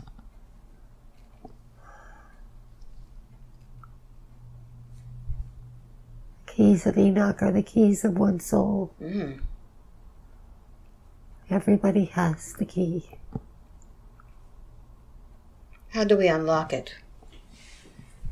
Trust, belief, and love. And today, Linda came with all of that, trust, belief, and love. Yes. Why did you bring her here to this session? What did you want to convey to her or to others? How much she's loved. And that her love has no boundaries. Her love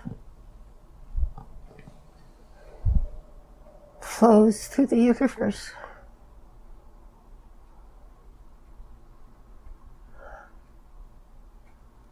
Like snow on a mountain with the sun bearing down. It flows and goes where it's directed.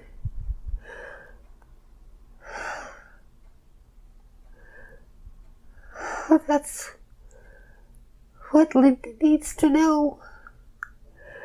She needs to understand that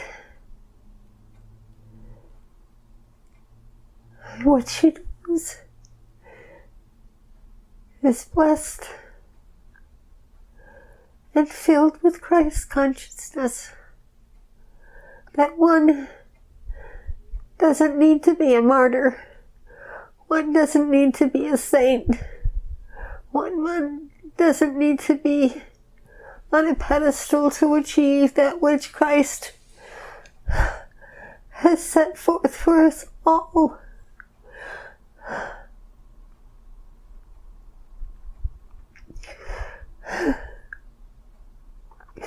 She is touched by the angels.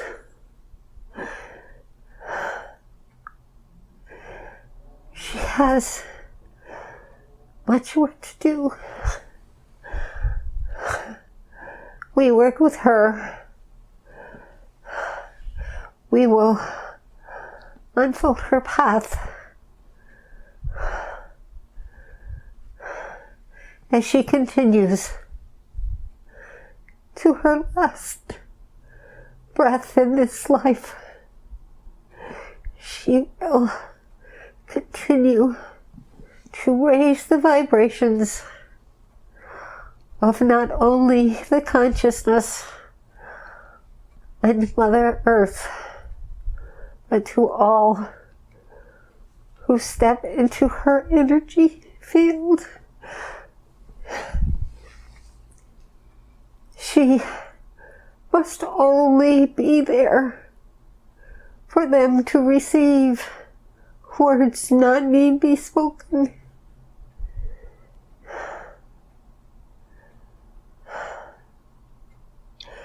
She carries her light, the light of the Mother of Christ. Can there be anything greater than that blessing for any human?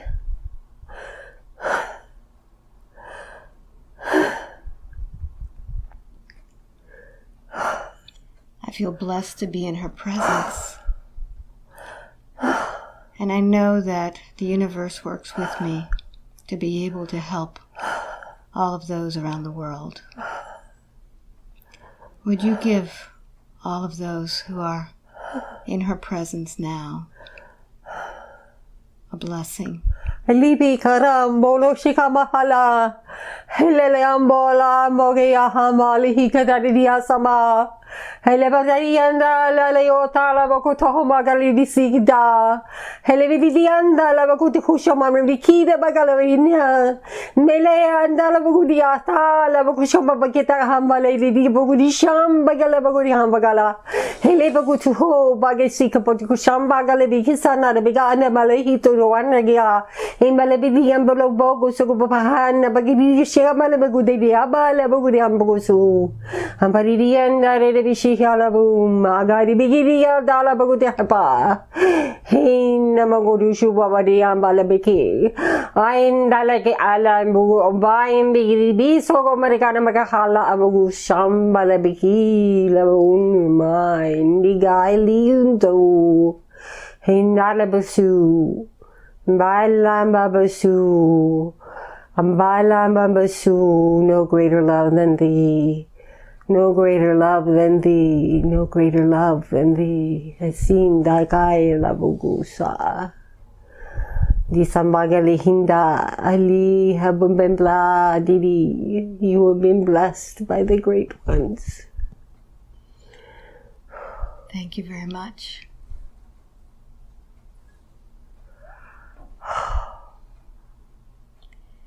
Is there anything else that you would like to tell Linda today? Or are we complete?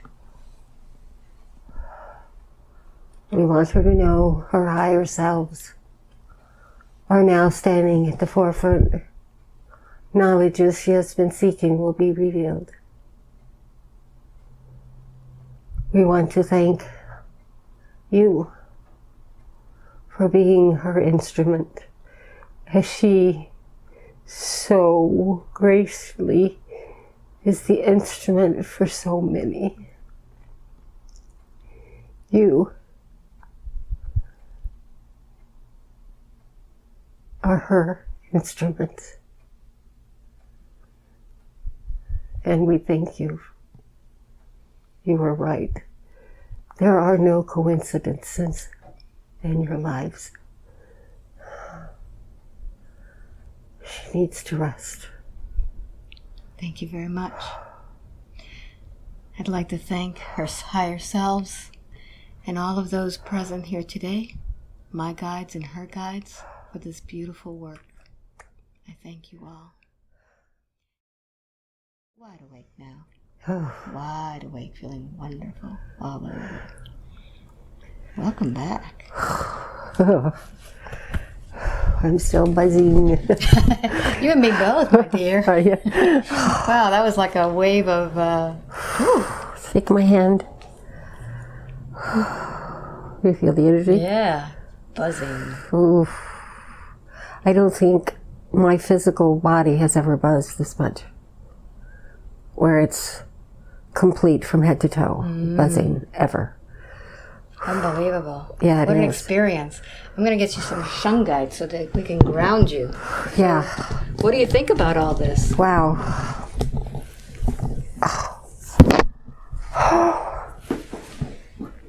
There you go. Oh, thank you. Sure. Ooh.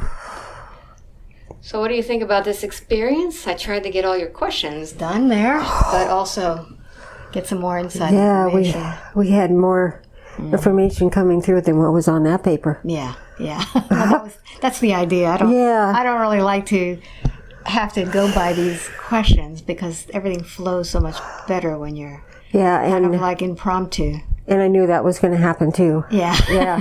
That was that little statement on that paper saying, we're just going to go with the flow kind of thing. That your expertise leads the way. Yeah. I tried to get as many. It's kind of awkward to... No, you did good. You did good. Yeah. So... This was amazing. And the physical part of Linda Lee wants to say shocking. Yeah. Very, never, ever in a million years would I have ever thought that I was Mary. And I'm still not sure whether or not we got the answer, whether I'm a full soul or doesn't make any difference. Doesn't make any difference. No. We're all one anyway. Yes, that's true. Oh, wow. Unbelievable. I mean, you were feeling those emotions. Oh, yeah. And these other lives that I lived, just amazing. Pretty intense. Yes. I think what we got out of all of that is we can't judge what anybody's going through at all. No. It's not our place. There's no... And that's where ego comes from. Ego wants us to judge things and to keep us from being grounded.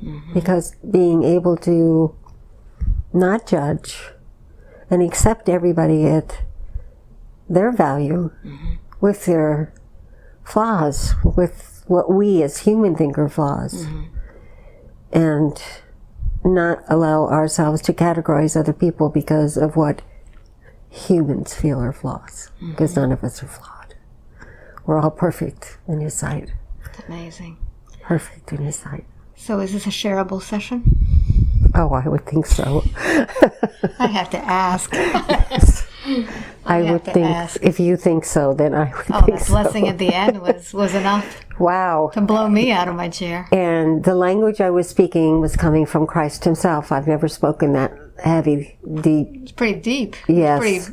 It was coming right from, I could feel it coming right out of my heart. It was very profound, and there were... they're telling me to tell you there was gifts interlocking in those for you as the physical, they're telling me today, as the physical observer that you were for this session, there is much for you. Wonderful. Thank you. Yes. They're showing me your path. Okay. The way I'm seeing your path is a little different than most paths I see. Most paths I see, I just see a ruler, and they give me a mark on the ruler with that person. But you, I'm actually getting a path. And I would be different, wouldn't I? And on the path on both sides is an indigo blue neon light lighting up this path.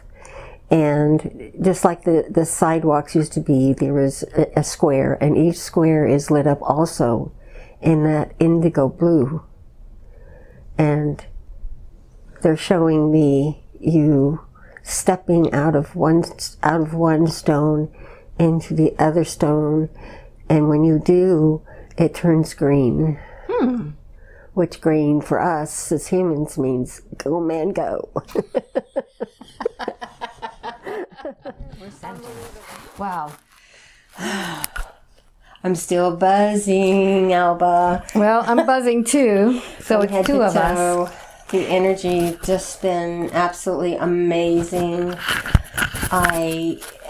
So much has happened that I didn't expect. I came here with expectations. And so what expectations did you come with? I came with expectations of, they've been so ground out that I don't even remember anymore. To have this experience is something each and everybody should have the opportunity to do, number one. And myself being a channeler and a medium, working with Alba has been fantastic. She's such a sweet soul. I can just feel her all over me. She is. Thank you. I hope we remain good friends. Yeah. We live close enough together we can have tea and coffee. Lunch once in a while. Well, maybe we have to drive a little bit. Yeah, we can meet in the middle. Yeah. We can always meet in the middle. So you came with expectations, and it's different. It's different because number one, I've never gone this deep before in a session. I've only had one session, really, but but in my own channeling, I don't go this deep, and in my own meditations, I don't go this deep. I've experienced, I don't know, 5 lifetimes in this session, or 6. At least. Yeah, I lost count after a while. We'll have to count when we review it, but and they were very emotional. Yes, starting with Mary. Yes, it seems though I'm an incarnate of Mary, our beautiful Jesus mother. I was taken back to the day that Jesus was crucified and could see and feel all the emotion of everybody that was there. And it was very painful, but I was also given a gift at the same time of understanding of what his path was for us as humans, as people here on earth, and how his soul path led him there. And he agreed, like we have agreed, for our soul path. We don't always understand it when we're walking that path, but it unfolds, and a little bit at a time, we do get that message. Yeah, and that's all we can ask for. And at the end, you actually were channeling. Yes, I was channeling Jesus. Joshua, many people want to call him. I was channeling him. And that was pretty loud. And he was very boisterous. Yes. And I could feel him in my heart. I have channeled him before, but not as strong. This was definitely him delivering messages. And for all of you that have the opportunity to listen to this, set your intention. If you have to go back and listen to this portion of it again where I'm speaking in the language, please do set your intention for something you want to receive. And you shall receive it, because it is coming from him. Makes me want to cry. That was great. Oh my God. Yeah. So do you recommend this? I recommend this to anybody, everybody. Those who are channelers, please. Yes, definitely. You won't be sorry. at all. Wonderful. Thank you. It's been a true blessing. Oh, you know, I'm so emotional. I mean, just being next to you, I'm getting the energy anyway. I usually get very vibration, but this is very strong vibration, and I could just feel I almost feel like this room is so crowded right now. It is. I feel like I'm being like... I do too. Like you're being... There's just more in here than they have space for. Exactly. I feel like we're being squeezed. I think we have every angel that there is. And this is a small room. Yeah, but I do feel like the squeezing of like, there's got to be like thousands of them in here. Yes. Yeah. Yes. So, I think we are definitely surrounded. Yeah, I feel it. My head is buzzing. Yes. So if you would like a session with me, I travel all around the world. Just go to my website, albaweinman.com, go to the out of town page and sign up for my newsletter. That's the only way right now you're going to get a session. My calendar is closed until I put that newsletter out, and they'll have links to my calendar whenever there's something available. And do click on it immediately. Don't even hesitate. Don't hesitate for 5 seconds. Immediately click on it and subscribe. Well, get that session in. And it is well worth waiting for. I'm telling you, mine was booked 8 months in advance. And then I had a problem, so I had to actually cancel that appointment and change that appointment. And I was fortunate to get one when I did. So yeah, she's definitely worth waiting for. I promise you. You will not be disappointed. Thank you. So I hope you enjoyed this session. I certainly did. Until the next one, thank you for watching. Bye-bye. Thank you. Oh, man. Give me that hug.